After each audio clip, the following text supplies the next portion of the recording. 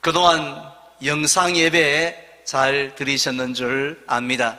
저는 지난 1월 첫 주일부터 계속해서 야곱의 하나님, 나의 하나님이라는 제목으로 하나님의 말씀을 전하고 있습니다.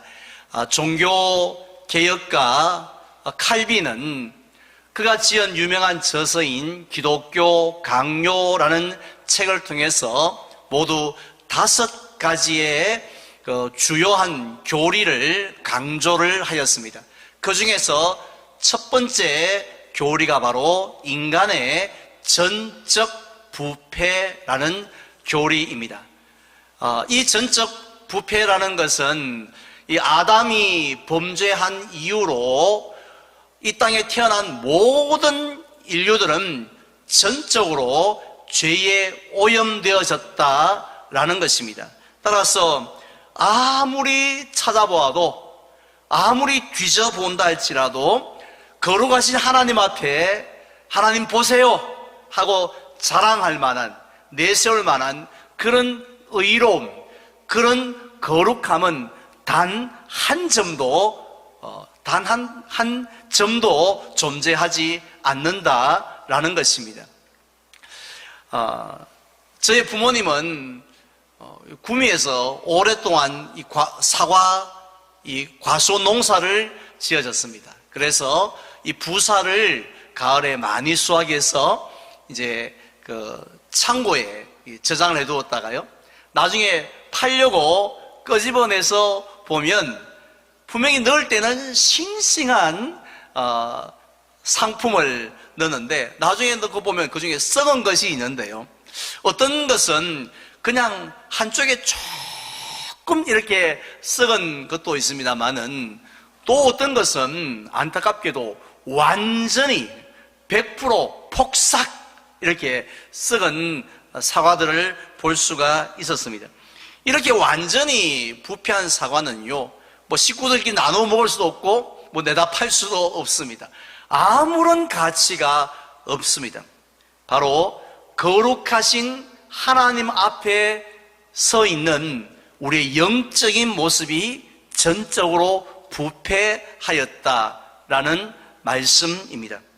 따라서 사도 바울도 로마서 3장에서 의인은 없나니 하나도, 즉 한 명도 없다고 하시면서 우리 모든 사람들의 이 목구멍은 열린 무덤 같다고, 또 사람의 입술에는 독사의 독을 머물고 있어서 입만 열면 독이 이렇게 튀어나온다고, 또 발은 이 피를 흘리는데 그렇게 빠르다라고 했습니다. 누가요? 바로 저와 여러분을 포함한 모든 사람의 모습이 그렇다는 것입니다. 그래서 모든 사람이 죄를 범하였음에 하나님의 영광에 이룰 수 없었다라고 말씀을 했습니다. 결국 사람은 누구나 영원한 멸망의 형벌을 받을 수밖에 없다는 것입니다. 혹시 이러한 사도 바울의 그 선언과 말씀에 대하여 이의가 있는 분 계십니까?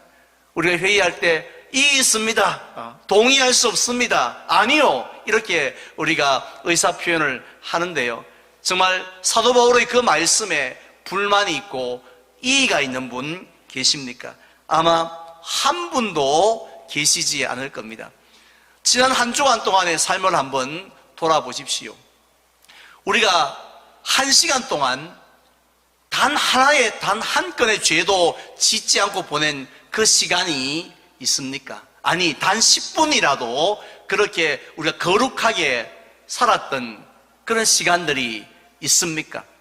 찾을 수가 없습니다. 만약에 하나님께서 저에게 특별한 은사를 주셔가지고요, 우리 동산교회 성도님들 마음에 한 10% 정도를 들여다볼 수 있는 마음을 주셨다라면, 주일 예배를 마치고 성도님들과 인사를 나눌 때에 저는 주로 2층 이 본계단 앞에 서 있는데 그쪽으로 내려오실 분 한 분도 안 계실 것 같습니다.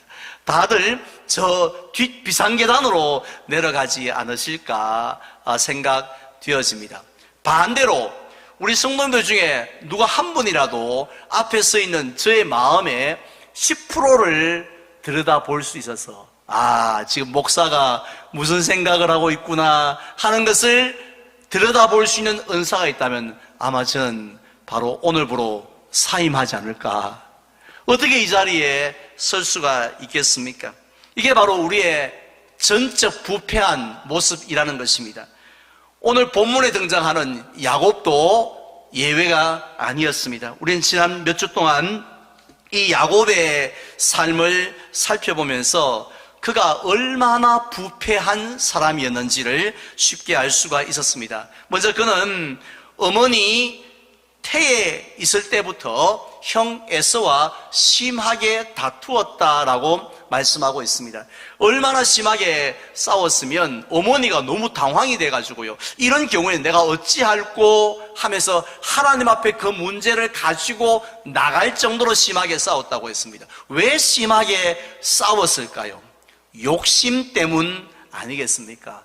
형님 먼저, 아우 먼저, 이렇게 욕심이 없었다면 싸울 일이 세상에 뭐가 있겠습니까? 내놔 이거, 형 내놔, 동생 내놔, 이제 이것 때문에 이제 싸우는 것 아니겠습니까?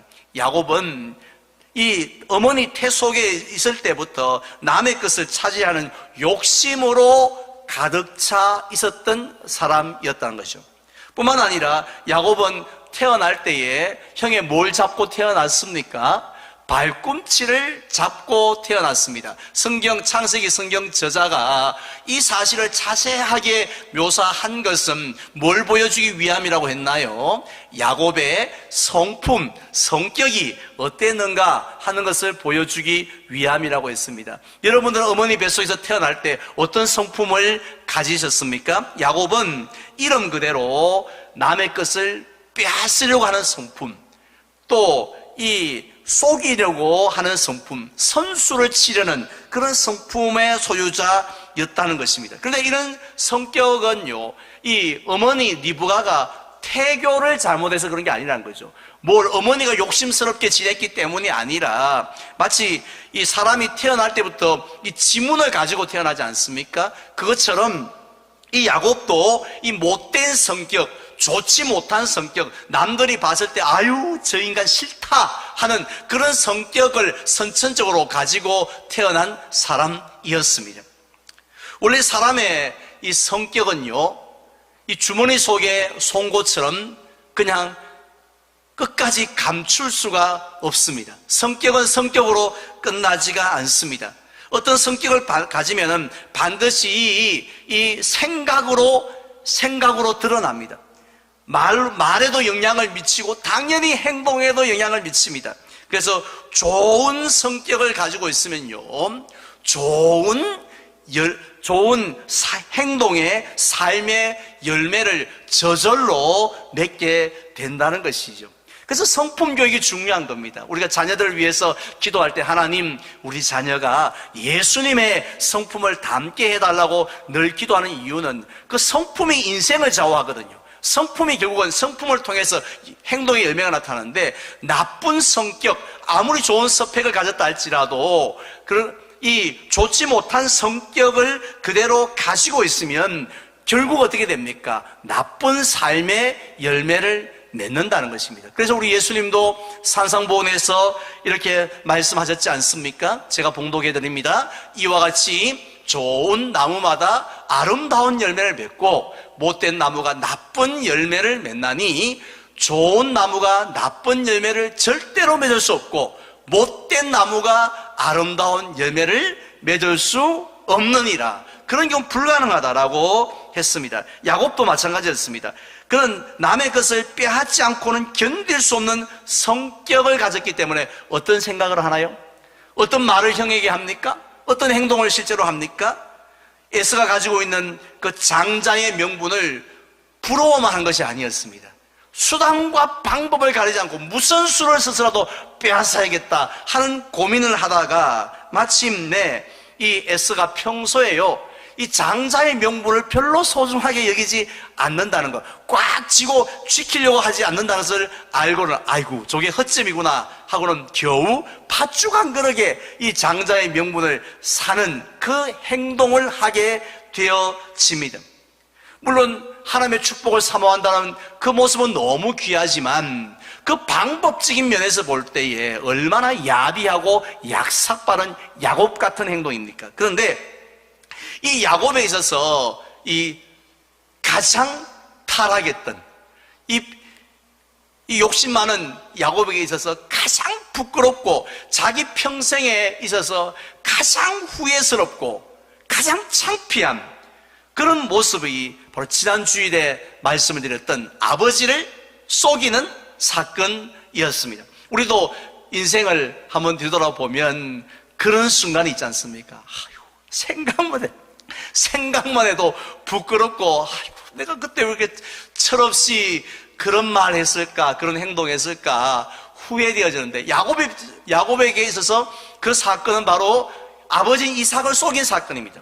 물론, 아버지를 속이자고 제안을 한 것은 야곱이 아니었죠. 어머니인 리브가였습니다만은, 그러나 이 아버지를 속인다라는 것은 이게 하나님에게 저주를 받는 일이라는 것을 야곱이 알고 있었습니다. 그래서 어머니, 축복은 고사하고요, 내가 저주를 받을 것 같습니다 라고 말하는 것을 볼 때에 야곱은 그게 얼마나 이 패역한 일인지, 하나님이 기뻐하시지 않는 일인지를 너무너무 잘 알고 있었다는 거죠.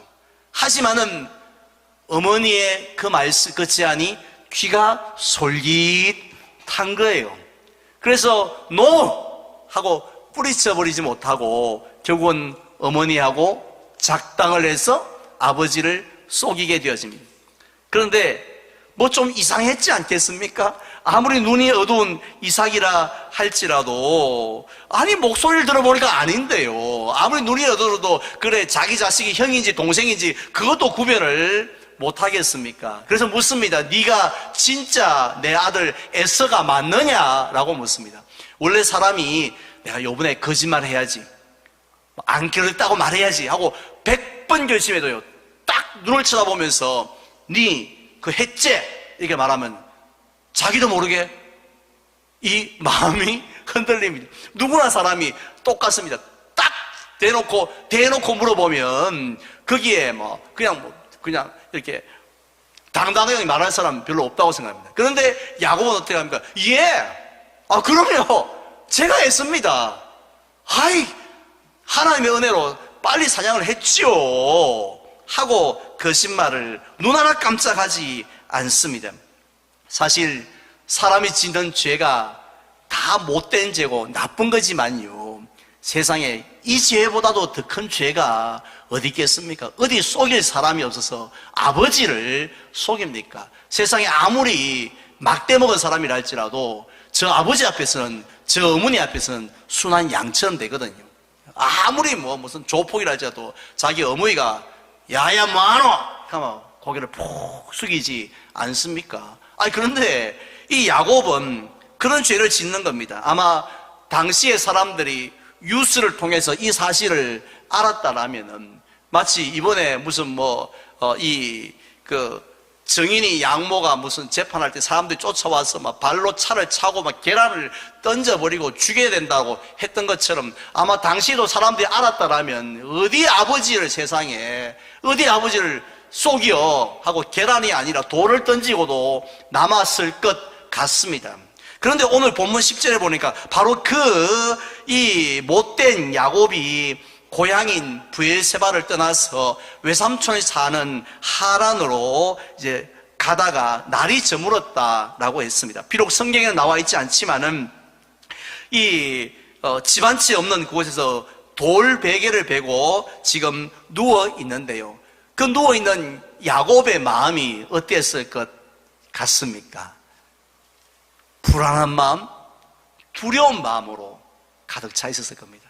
어쩌면 새해를 시작하는 저와 여러분들의 마음과도 크게 다르지 않다라고 저는 말씀을 준비하면서 생각했습니다. 왜냐하면은 이 장자의 축복을 빼앗긴 다음에 에서의 행동을 보십시오.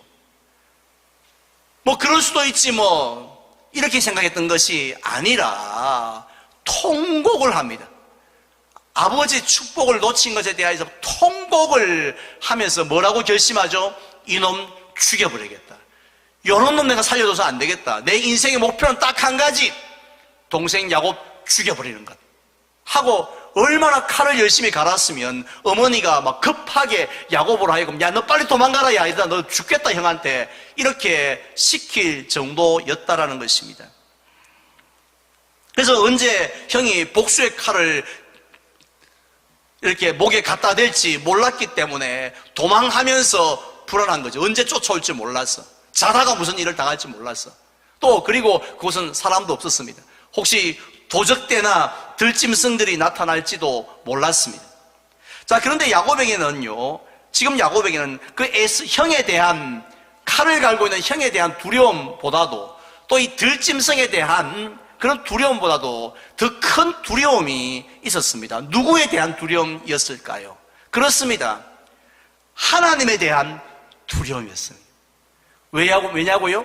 하나님은 다 아시니까. 어쩌면 야곱 바로 옆집에 사는 아저씨는 일이 왜 돌아갔는지, 어떻게 시작됐는지, 어떻게 진행됐는지 다 알 수가 없잖아요. 그냥 그러려는가, 뭐 그런 일이 있었나 보다, 이렇게 대충 이렇게 알지요. 그런데 하나님은 전지전능하셔서 처음부터 야곱이 어떤 마음을 가졌는지, 어떤 말을 했는지, 그때 손가락은 어떻게 움직였는지, 그때 눈빛은 어떻게 떨렸는지, 그런 것까지도 다 아시는 하나님이시기 때문입니다.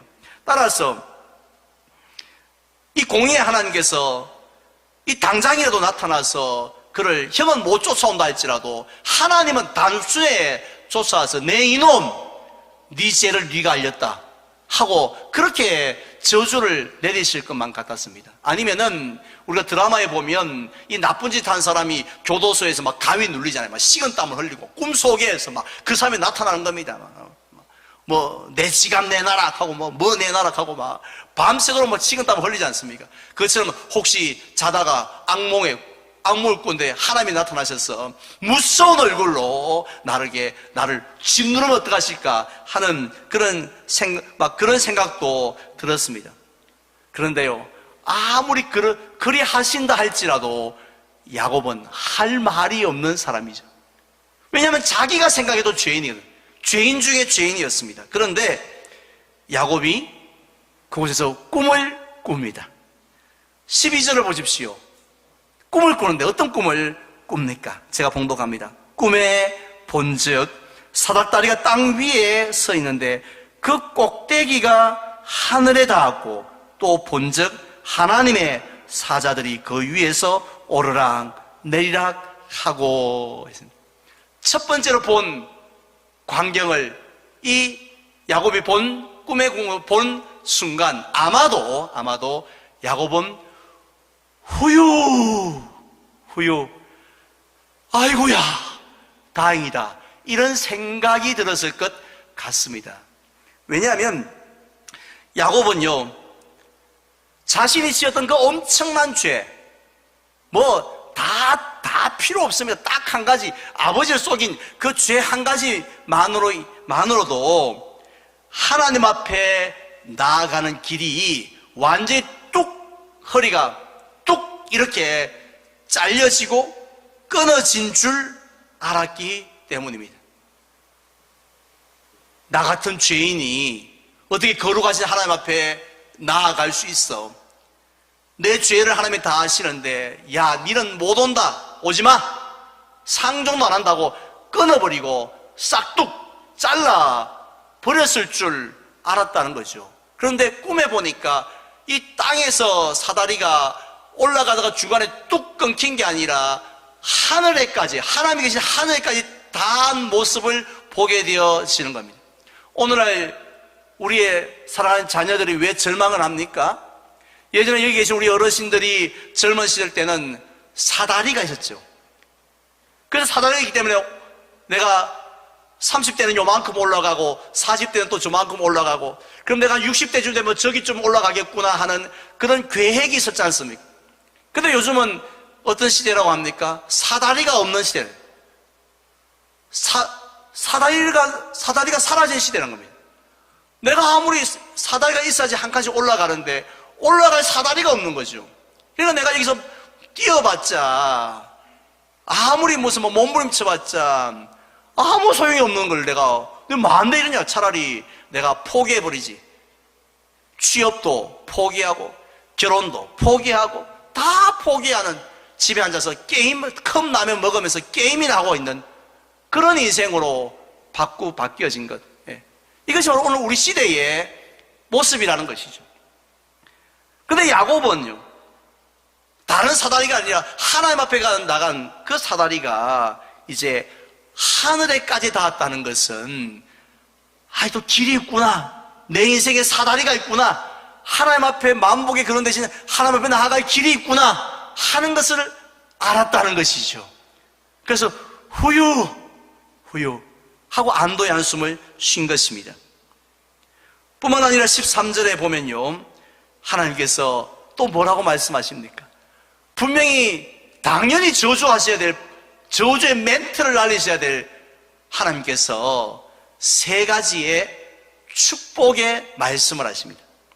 먼저 첫 번째 축복이 무엇입니까? 13절에 보니까요, 네가 누워있는 땅을 너와 네 자식들에게 주겠다고 하셨습니다. 있는 땅도 빼앗아갈 판 아닙니까?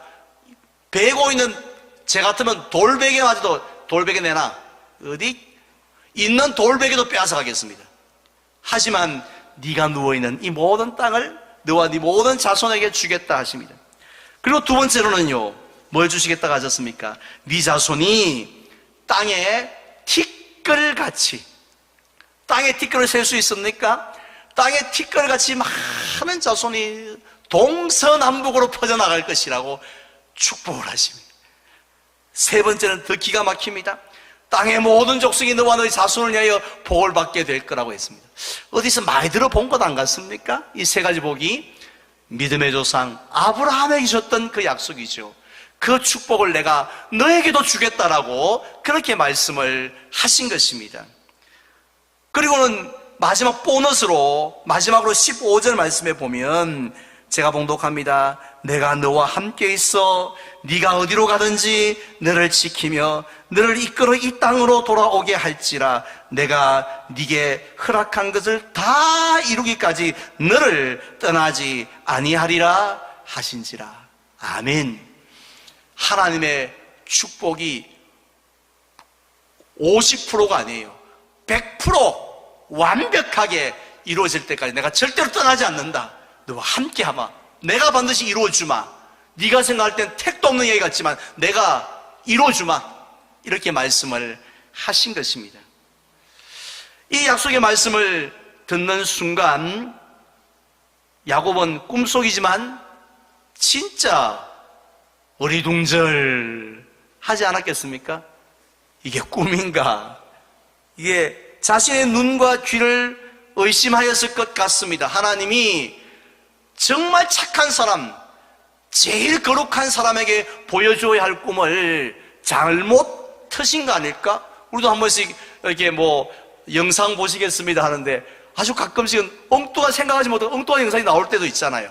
그것처럼 하나님께서 이 꿈의 영상을 잘못 트신 게 아닌가? 이게 내한테 보여주신 게 맞나? 하는 생각을 했겠죠. 왜냐하면 아무리 생각해도 하나님의 그런 축복을 받을 자격이 있어요? 없어요? 없어요. 그럼 공로가 있습니까? 없었습니다. 생각나는 것은 죄뿐이에요. 나 행한 것 죄뿐이니. 이상하게 지금까지 30평생을 살면서 많은 일을 한 것 같은데 나 행한 것 생각해보니 죄뿐인 거예요. 엄마 뱃속, 심지어 태 속에서부터 시작해서 지은 죄, 그런 것들 죄밖에 기억이 나지 않는 겁니다. 그러니까 이런 나를 하나님이 축복해 주실 이유가 없잖아요. 뭐 답답해가지고, 뭐 예쁘다고, 뭐 귀엽다고. 게다가 더욱더 기가 막힌 사실은 야곱은 이 베델에 도착했어요. 잠자기 전에 웬만하면 좀, 우리 성도님 같으면 그랬을 것 같아요. 웬만하면 이 정도 되어지면은 하나님 앞에 닭똥 같은 눈물을 뚝뚝 흘리면서 하나님, 내가 미쳤어요. 내가 아버지를 속이다니, 형을 빼앗다니, 내가 하나님의 방법을 신뢰하지 못하다니, 아버지요 용서해 주이소 하면서 우리가 얼마나, 우리 같은 사람도 얼마나 회개를 했겠습니까? 회개 한마디 하지 않습니다. 이 인간은 회개 한마디 하지 않습니다. 그리고 하나님, 나를 좀 불쌍히 여겨달라고, 한 번만 더 기회를 달라고, 한 번만 더 기회를 좀 내가 제대로 한번 살아보겠다고, 이렇게 하면서 막 뭐 소나무 붙들고 그렇게 하나님 앞에 메어 달려보지도 않습니다. 그냥 피곤해서 픽 잠이 들었다는 거예요. 우리가 봐도 복받을 건 하나도 없어요. 그런데 하나님은 왜 이 야곱에게, 저주를 받아 마땅한 야곱에게, 찾지도 아니한 야곱에게 친히 먼저 찾아오셔서 야곱을 만나주시고 그 멋진 축복의 꿈까지 쫙 보여주시면서 끝까지 내가 함께하마, 이렇게 말씀하셨을까요? 오늘 제 설교 포인트는 바로 이겁니다. 그 이유는 한 가지 뿐이죠. 성경을 우리가 아무리 뒤져봐도 그 이유는 한 가지 뿐입니다. 한번 따라할까요? 하나님은 은혜의 하나님이십니다. 믿으시면 아멘 합시다. 예, 우리가 믿는, 야곱이 믿는 하나님은 은혜의 하나님이셨습니다. 즉 하나님은요, 이 땅에 죄인으로 태어나서 온갖 죄를 짓고 살아가는 그 죄인들이 멸망을 받고 심판받고 형벌받고 영원한 지옥에 떨어지는 것을 보시고 그냥 무덤덤하게 당연하지 이렇게 생각하신 분이 절대로 아니라는 것입니다. 당연히 지옥 가야 할 사람이지만, 당연히 멸망받아가야 할 죄인들이지만, 그러나 그 죄인들, 세상 사람들은 다 쓸모없는 쓰레기 같은 죄인이라 말한다 할지라도 하나님은 그 죄인이 주여 천부 여지없어서 손들고 옵니다. 주 나를 박대하시면 나 어디 가리까 하면서 우리 주님 앞에 회개하며 돌아오기를 지금도 기다리시고 기뻐하시는 분이신 줄 믿으시기를 바랍니다. 그 사람이 주님께 돌아와서 하나님이 주시는 풍성한 복락을 누리면서요, 남은 생에 인간의 정욕과 욕심대로 사는 것이 아니라, 야곱이라는 이름처럼 사는 것이 아니라 하나님을 기쁘시게 하는 삶, 하나님을 기쁘시게 하는 그런 삶을 살아가기를, 그러다가 천국 들어가기를 기뻐하시는 분이신 줄 믿습니다. 그래서 그렇기 때문에 하나님은 그 죄 많은 야곱도 친히 찾아오셨고 만나주셨고 복을 주신 것입니다. 이런 하나님의 은혜를 가리켜서 우린 그냥 은혜로다, 은혜의 하나님, 은혜가 풍성한 하나님 이렇게 표현하는데, 존 칼빈은 그 은혜를 이렇게 표현했습니다. 불가항력적인 은혜. 한번 따라하겠습니다. 불가항력적인 은혜. 네. 즉, 이 말은 우리가 도저히 거부할래야 거부할 수 없는 은혜라는 것이죠. 부모님의 은혜가 사실은 이와 비슷하지 않습니까? 나 부모님 은혜 이제 안 받아요, 이제. 내 부모님 사랑 이제 안 받습니다. 부모님 스탑하세요. 나 부모님 안 받습니다. 이런다고 해서 그 사랑이 내게 안 밀려오나요? 안 쏟아집니까? 하늘 보고 이제 나 이제 비 안 맞을 거야 한다고 해서 비가 안 내립니까? 그래도 비가 내린 것처럼 그 은혜, 부모님의 은혜가 내 의지와는 관계없이 내가 아무리 망나니 같아도 부모님의 은혜는 그래도 내 자식인데 그래도 내가 낳은 자식인데 하고 부모의 은혜는 끊임없이 쏟아지지 않습니까? 하나님의 은혜가 그렇다는 거죠. 내가 받기 싫다고, 내가 거부하고 싶다고 해서 거부하는 게 아니라 하나님은 택한 백성들에게 끊임없이 변함없이 내려주시는 은혜, 그게 바로 불가항력적인 은혜입니다. 이런 은혜를 맛본 사람은 눈빛이 달라집니다. 삶이 달라집니다. 지금 야곱이 그랬습니다. 21절 한번 보실까요? 제가 봉독합니다. 내가 평안히 아버지 집으로 돌아가게 하시오면 여호와께서 나의 하나님이 되실 것이요. 제가 나의 하나님이라고 강조했습니다. 야곱은 하나님을 이제는 나의 하나님이라고 부릅니다. 지금까지 어떻게 불렀나요? 하나님은 우리 할아버지, 믿음의 조상 할아버지 아브라함의 하나님이셨고, 순종 잘했던, 양보 잘했던 아버지 이삭의 하나님이라고 생각했습니다. 은혜, 사랑 많이 들었던 이야기입니다. 그런데 정말 나 같은 죄인을 살려주신 그 은혜를 깨닫는 순간, 하나님은 나의 하나님이시구나. 나의 하나님이시구나. 내가 붙들어야 할 그런 하나님이시구나 하는 것을 깨닫고 고백하는 것을 보게 되어집니다. 주를 위해 살겠다고 헌신한 것을 보게 되었습니다. 그런데 이 야곱이 베델에서 경험했던 그 불가항력적인 은혜가 오늘 이 자리에 있는 저와 여러분들 모두에게, 한 분도 예외 없이 모두에게 함께하고 있는 줄 믿으시기를 바랍니다. 사실 우리들 가운데 나는 야곱보다 좀 더 낫다라고 생각되는 분 누가 있습니까? 아무도 없습니다. 그동안 살아오면서 우리가 생각, 말과 행동으로 지은 죄가 얼마나 많습니까? 하나님께서 당장 저주하고 멸망시켜도요, 우리는 할 말이 없는 사람들입니다. 죄인 중에 괴수 아닙니까? 그런데 하나님은 우리의 모든 죄를, 나는 기억도 못하는 그런 죄를 하나님이 다 아시면서도 친히 먼저 찾아와 주신 하나님이셨습니다. 오늘 일부 예배 때에 그동안 교회를 한 번도 다니지 않았던 우리 여자 성도님의 남편분이 교회를 오셨어요. 여보, 나 교회 갔다 올게 라고 말을 하고 나섰는데, 저는 이렇게 물었습니다.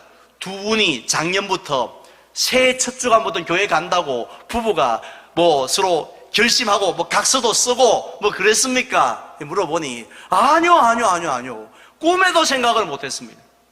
그런데 여보, 교회 갔다 올게 하고 왔는데 남편이 교회를 오신 거예요. 그 집에 이사 신방하면서 말씀 구절, 여호와는 나의 목자시니 선물을 했는데 그 말씀이 늘 마음에 와닿았다는 거예요. 그래서 신앙생활을 좀 해보셨습니까? 여쭤보니까 아니요, 해본 적 없는데 늘 마음으로 믿었습니다 하셨습니다. 부인이 깜짝 놀란 거죠. 결국 뭡니까?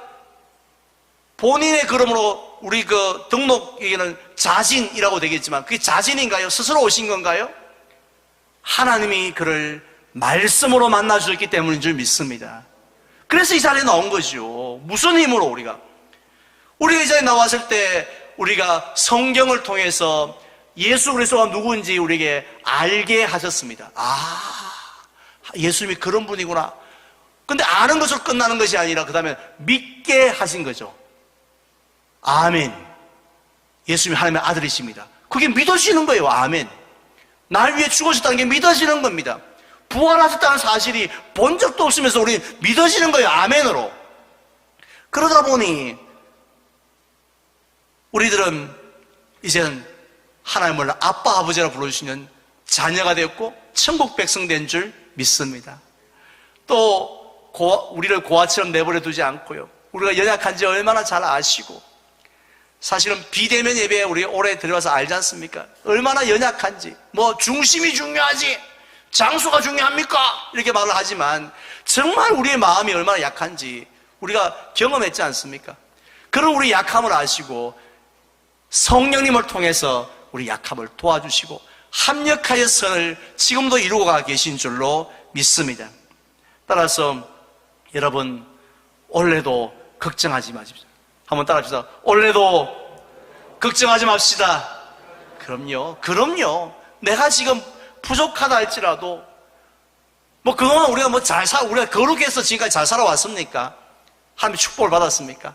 부족했지만 하나님께서 은혜로 우리를 감싸주셨고 또 감싸주셨기 때문에 여기까지 이른 것처럼 원래도 걱정하실 필요 없습니다. 우리의 연약함을 아시는 하나님께서 우리와 함께 하시고 우리를 인도하여 주실 줄 믿으시기를 바랍니다. 저는 말씀을 맺겠습니다. 칼빈 교리에 의한다면 우리는 야곱처럼 전적으로 부패한 사람들입니다. 허물과 죄로 죽었던 자들입니다.